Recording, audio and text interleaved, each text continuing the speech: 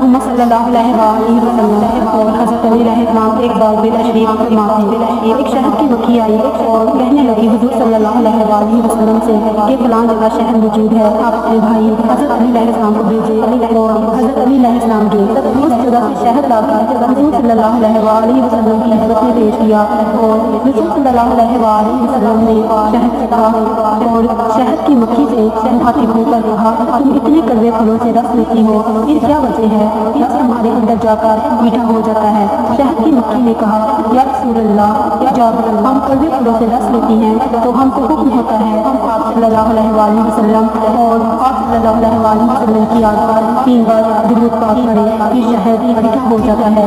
اربوں خربوں درود و سلام خاتم النبی حضرت محمد صلی اللہ علیہ وسلم پر، ان کی اولاد، ان کی اولاد، اللہ تعالیٰ مغفرت فرمائے میری، آپ کی اور ساری امت کے مسلمانوں کی۔